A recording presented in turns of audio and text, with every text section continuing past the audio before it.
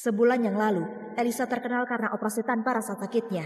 Banyak pasien yang datang ke rumah sakit, bahkan harus ikut lelang demi bisa mendapat jadwal operasi bersamanya. Sedangkan aku, justru karena operasinya yang berulang kali, kesakitan sampai gak bisa bekerja.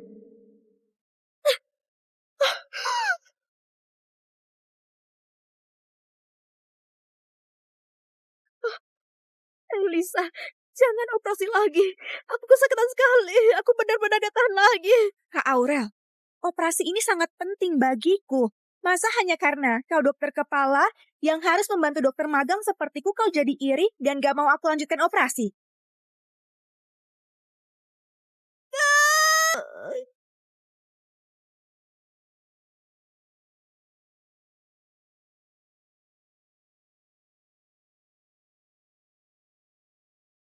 Semuanya tenang. Dokter ini adalah dokter hebat yang kuajak kembali ke tanah air. Keahlian dokter Elisa sungguh luar biasa. Meski operasi tanpa anestesi pun gak akan sakit. Setelah operasi gak akan ada efek samping. Aku ternyata reinkarnasi dan kembali di hari Elisa menjadi terkenal. Kali ini, aku harus menemukan kebenarannya. Aku ternyata reinkarnasi di hari saat Elisa baru datang ke rumah sakit. Apa sehebat itu? Aku sudah banyak melakukan operasi, tapi nggak pernah melihat operasi tanpa anestesi dan nggak Bahkan sakit. tanpa efek samping. Dokter ajaib, anak saya perlu pemeriksaan sistem tulang. Aku bayar 400 juta. Tolong, operasi anak saya dulu. Aku bayar 600 juta operasi aku dulu. Pasien tentu gak merasa sakit, karena Elisa memindahkan semua rasa sakit dan efek sampingnya ke dalam tubuhku. Di kehidupan ini, aku gak akan biarkan dia berhasil.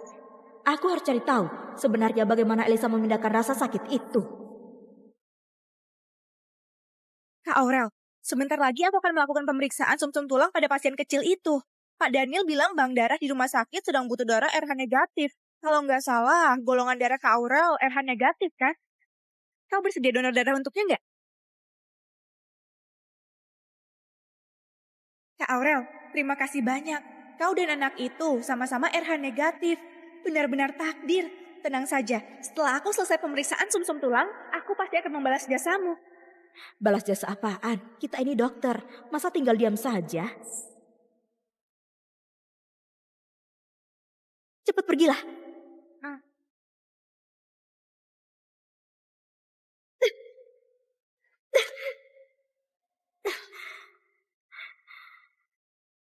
Apa masalahnya ada di kantung darah itu?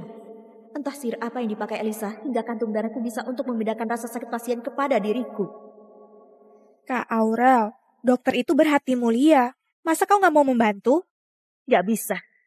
Kali ini, aku gak akan biarkan kau berhasil. Maaf ya Elisa, aku sedang flu berat. Sudah minum antibiotik, jadi gak bisa donor darah.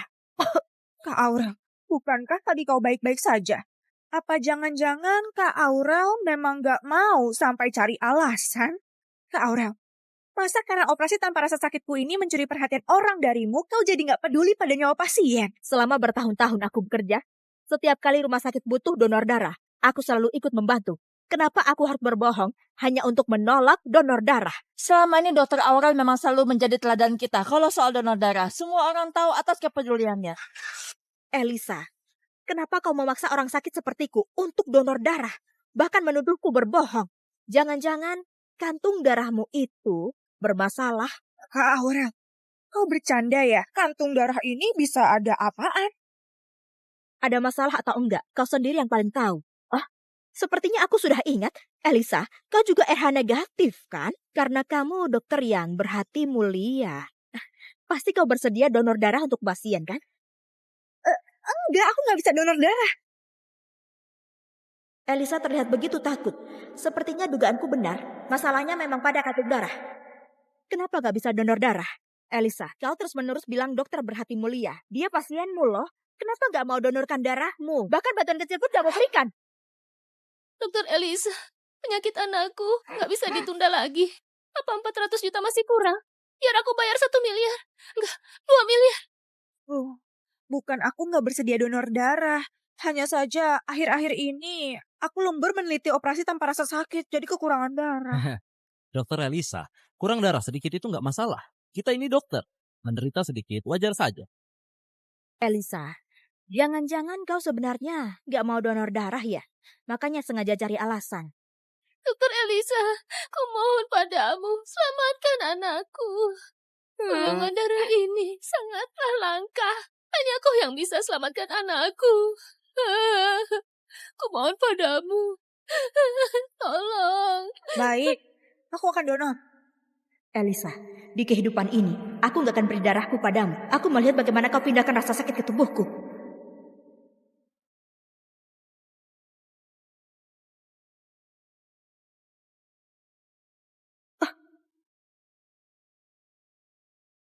Di kehidupan ini, aku sama sekali nggak donorkan darah. Kenapa hasilnya tetap sama?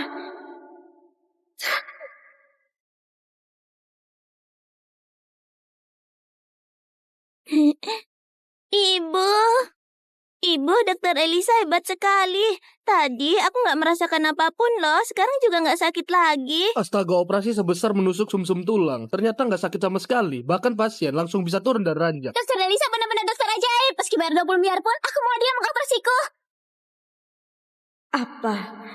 Aku tetap gak bisa lolos dari nasib kehidupan lalu. Gak bisa. Aku harus temukan kebenaran di balik pemindahan rasa sakit itu. Rina, segera beli kamera tersembunyi. Lalu ambil nomor antrean Dokter Elisa dan sembunyikan kamera itu di ruang periksanya. Cepat.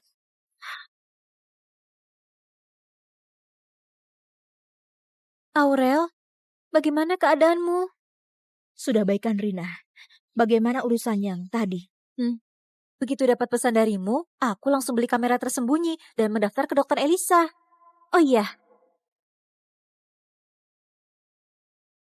Kali ini, aku pasti bisa menemukan celahnya. Rekaman ini akan menjadi kunci membongkar kebenaran. Bagaimana bisa? Kenapa gak ada kejanggalan sama sekali? harus kuakui, Dokter Elisa itu benar-benar hebat. Dia bahkan gak melihat hasil ronsen, langsung memberi aku puntur. Lihat saja cara dia menusuk jarumnya, terlihat gak berpola. Tapi anehnya gak sakit sama sekali. Kakiku. Titik akupuntur yang ditusuk Elisa. Setiap tusukannya bisa membuat saraf tiba-tiba mati dan menyebabkan kelumpuhan. Bahkan bisa berujung pada kematian.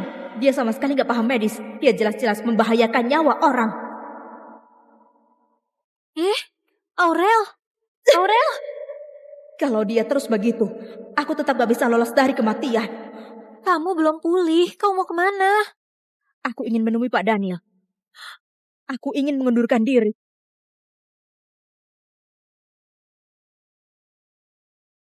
Bukankah ini dokter Aurel, kenapa nggak berbaring pura-pura sakit di ruang rawat?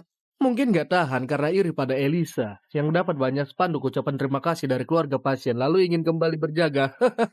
Di kehidupan lalu, setiap kali Elisa melakukan operasi, aku selalu berada di rumah sakit. Itulah sebabnya, rasa sakit itu dipindahkan tepat ke tubuhku. Kali ini, kalau aku menjauh dari Elisa dan menjaga jarak, mungkin rasa sakit itu tak akan berpindah lagi.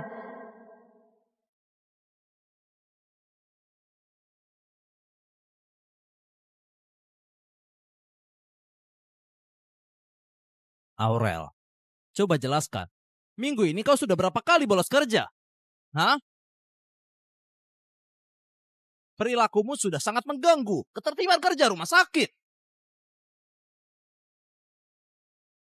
Gak bisa terus begini. Aku gak boleh mati begitu saja. Aku gak mau kerja lagi, aku ingin mengundurkan diri. Mengundurkan diri? Aurel, kau nggak boleh mengundurkan diri. Mengundurkan diri atau enggak, apa urusannya denganmu? Kak Aurel, aku hanya merasa sayang sekali. Rumah sakit kita, termasuk yang terbaik di negara ini, banyak orang yang sampai berebut tapi tetap nggak bisa. Kau malah lepaskan begitu saja, benar-benar nggak sepadan. Kenapa begitu aku bilang ingin mengundurkan diri, Elisa langsung segugup itu? Pak Daniel, aku sudah memutuskan. Ini surat pengunduran diriku. Aurel, sekarang kau tiap hari datang bekerja pura-pura sakit. Aku pun gak memecatmu. Itu sudah cukup memberimu muka. Tapi kau malah beraninya mengajukan pengunduran diri. Dia benar-benar gak tahu diri. Dokter Elisa setiap hari bekerja seharian tanpa henti. Satu operasi demi satu operasi. Sementara dia hanya bisa bertingkah dan pura-pura sakit. Menurutku sih dia memang gak punya kemampuan. Dan iri pada kemampuan dokter Elisa. Takut dokter Elisa bisa naik jabatan dengan cepat dan merebut posisi kepala dokternya. Kak Aurel, kau takut aku mengancam naik jabatanmu, makanya kau beralasan mengundurkan diri untuk menekan Pak Daniel. Aku bisa memohon pada Pak Daniel untukmu loh. Agar kesempatan promosi kepala dokter ini diberikan padamu. Jangan marah lagi ya. Jangan-jangan. Apa mungkin seperti yang Elisa katakan? Karena dia naik jabatan begitu cepat, sampai kau merasa terancam. Jadi, kau pakai alasan ini untuk menekanku, hah? Baik. Baik. Pergilah. Tetap di rumah sakit ini pun, kau hanya jadi masalah saja. Kujamin, kedepannya kau nggak akan bisa bertahan di dunia medis manapun.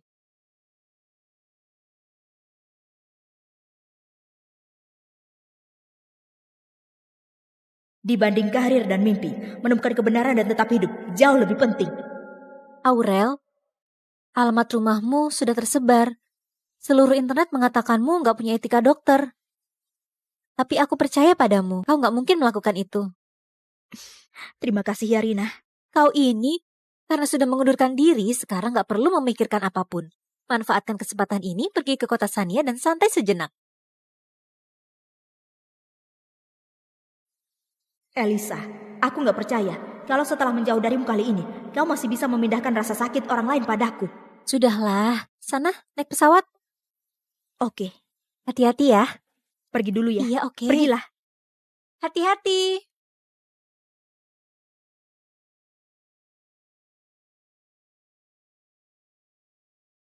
Operasi kanker lambung Elisa dimulai pukul 10:30. Sekarang sudah pukul 12. Tapi aku gak merasakan apapun. Sepertinya selama pergi dari rumah sakit, rasa sakit itu gak akan berpindah.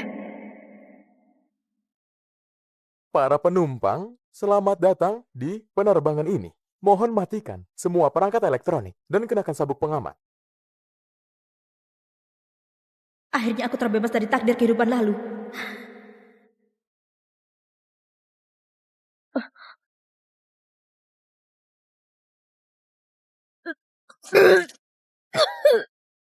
Nona, Anda baik-baik saja. Nona.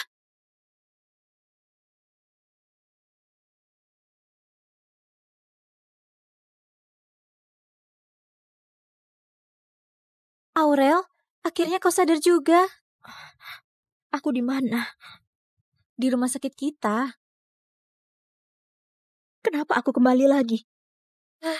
Pramugari bilang kau muntah darah dan pingsan di pesawat. Kau hampir membuatku mati ketakutan.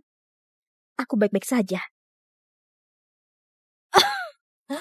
Nih, Jelas-jelas aku sudah pergi dari rumah sakit. Kenapa masih begini?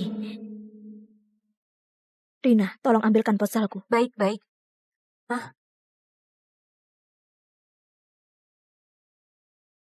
Hari ini pukul 12 siang, Dokter Ajaib Rumah Sakit Samudra Dr. Elisa kembali menciptakan keajaiban medis dengan melakukan operasi pemotongan sebagian lambung pada pasien kanker lambung. Kondisi pasien pasca operasi sangat baik. Untuk membuktikan hasilnya, pasien bahkan meminum 2 botol minuman keras ditambah cabai rawit di depan wartawan. Wajah tetap segar, nggak ada rasa tak nyaman. Ini disebut tonggak baru dunia medis. Dokter Elisa benar-benar dokter ajaib. Saat menjatuhkan tanpa anestesi pun, aku baik-baik saja. Bahkan dokter lain bilang aku harus menjaga lambung. Tapi dokter Elisa bilang, kalau sakit bisa disembuhkan lagi. Inilah dokter yang benar-benar melayani rakyat. Kenapa? Kenapa? Jelas-jelas aku sudah mengundurkan diri. Gak ada urusan lagi dengan Elisa. Kenapa rasa sakitnya masih berpindah padaku? Jangan-jangan aku memang gak bisa menghindari kematian. Dokter Aurel, kau sendiri juga dokter. Masih berani mabuk. Kau tahu berapa bahayanya pendarahan lambung. Kau benar-benar enggak menghargai nyawamu. Aku gak minum alkohol. Aku harus selalu siap siaga untuk keadaan darurat. Sebulan lalu departemen kami juga menerima pasien yang mirip denganmu. Juga pendarahan lambung. Dia bersikeras bilang gak minum alkohol. Dia juga bilang gak minum alkohol. Iya. Dia malah bilang, saat rekannya operasi, semua rasa sakit tindakan ke tubuhnya. Kalian ini dokter. Kenapa malah mengatakan hal yang gak masuk akal begini? Pasti karena minum terlalu banyak, sampai malu untuk mengaku. Dokter Fajar, katakan padaku, siapa nama pasien itu? Dokter Aurel, ada apa denganmu? Aurel, Dokter Fajar, tolong katakan padaku, siapa sebenarnya nama pasien itu? Gadis itu sudah meninggal sebulan lalu. hah? Bagaimana dia bisa meninggal? Beberapa organ gagal mendadak. Dokter Aurel, aku tahu mungkin kau punya alasan yang sulit dikatakan. Tapi tubuh ini milikku sendiri. Kalau Dia terus begini, mati. akhirnya kau juga akan berakhir seperti dia. Jadi, aku sudah gak ada harapan lagi. Sebelum meninggal, gadis itu sempat hubungi seorang wartawan. Aku bisa menuliskan alamat wartawan itu untukmu. Baik, cepat. Mungkin wartawan itu punya bukti penting untuk membongkar perbuatan Elisa. Aku harus menemukan dia. Aku gak boleh biarkan gadis itu mati sia-sia, apalagi membiarkanku mengulangi nasibnya.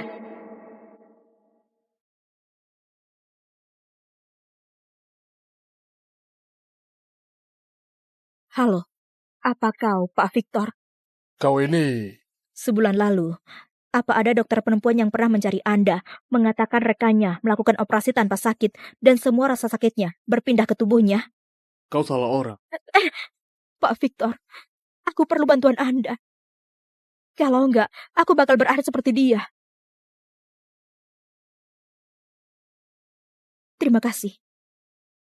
Bagaimana kau bisa tahu soal hal ini? Aku mengalami hal yang sama.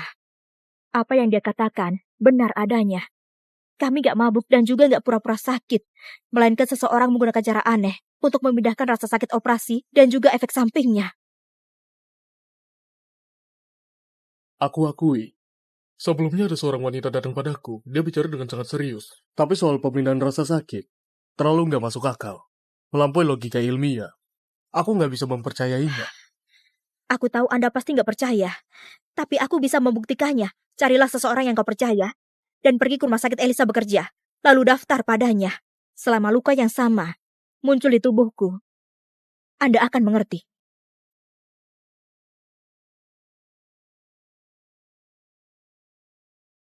Halo Ardi, pergilah ke rumah sakit Samudera dan daftar ke Elisa. Bilang saja, pergelanganmu terkilir, perlu direposisi.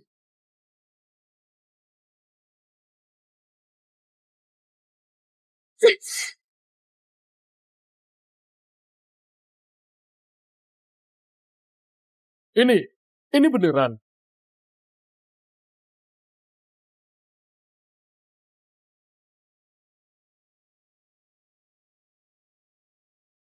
Halo? Halo, Aurel. Ada masalah besar. Barusan seorang konglomerat datang dan membayar mahal agar Elisa melakukan operasi pengangkatan jaringan otak pada putrinya. Elisa sudah setuju. Apa? Di kehidupan lalu, operasi otak itu baru akan terjadi sebulan lagi.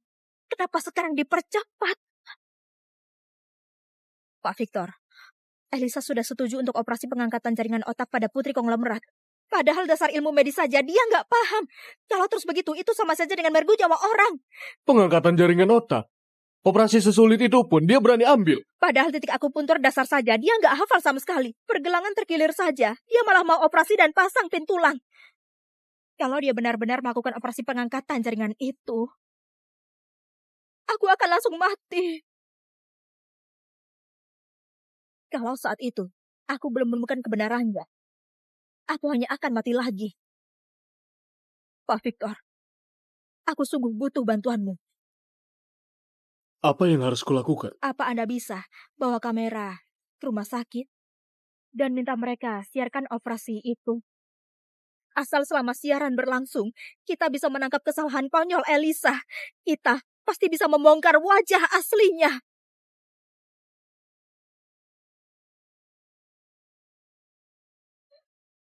Pak Victor, Kau kumohon padamu, tolonglah aku.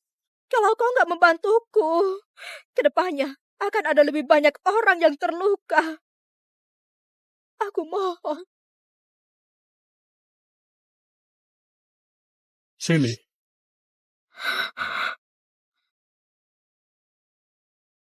Baik. Kau tenang saja. Aku pasti akan membantumu. Dokter Elisa, halo. Aku Victor, wartawan isu sosial. Katanya Anda akan melakukan operasi pengangkatan jaringan otak yang sulit, agar para dokter lain bisa mempelajari ilmu medis ajaibmu, dan juga agar masyarakat bisa melihat kemajuan medis. Kami berharap operasi Anda ini bisa disiarkan langsung. Operasi ini menyangkut privasi pasien. Nggak boleh disiarkan. Dokter Elisa, ilmu medis yang baik seharusnya bermanfaat bagi semua orang kalau Anda menyimpannya sendiri. Kedepannya berapa pasien yang akan kehilangan kesempatan sembuh? Iya, Dokter Elisa. Bukankah Anda selalu bilang ilmu medis untuk menyelamatkan orang? Biaya operasi Anda miliaran. Rakyat biasa nggak akan sanggup bayar. Menyiarkan operasi ini agar banyak dokter bisa belajar, bukankah artinya menjalankan kemuliaan seorang dokter? Benar. Atas dasar apa hanya orang kaya yang bisa menikmati pengobatan ajaib ini? Siarkan saja biar semua bisa belajar. Benar. Nyawa puji kalau merah berharga. Tapi apanya kakiku enggak? Apa maksudmu? Ilmu ini diturunkan oleh guruku. Aku sendiri pun gak tahu cara mengajarnya. Dokter Elisa, kita bisa rekam dulu, biar para dokter belajar sendiri. Dokter Elisa, ilmu ini lebih baik digunakan demi kepentingan orang banyak.